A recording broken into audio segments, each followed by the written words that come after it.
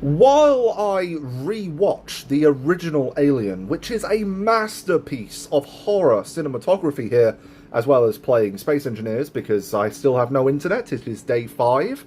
The engineer is in theory coming tomorrow to sort it out. But I want to talk about Alien Earth, FX's new Alien TV show, or mini-series. It's going to be 8 parts. We currently have access to the first 2 episodes, and let's just talk about those first 2 episodes for a second here. I will admit, set design, visual, cinematography, and the premise are all promising. In fact, the visuals look amazing. But then again, it's a 2025 show. They're going to have advanced visuals compared to the original series, the original franchise. So it's going to look good.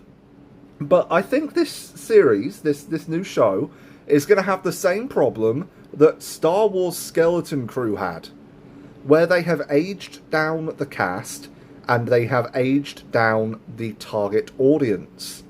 Because to me, it feels like they're aiming for young adults or maybe mid-teenagers as their audience, rather than the fully grown adults that the original Alien franchise targeted.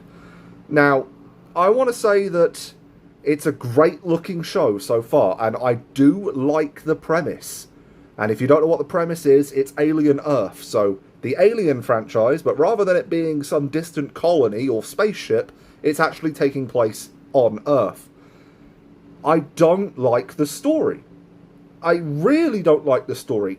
The only interesting part of the story so far is the fact that aliens are loose on Earth. All of the rest of the main plot and the subplot has completely lost my interest. I do not care for any of the characters that have been introduced in the show so far. Legitimately, I do not care. Mainly because what do the characters really bring to the franchise?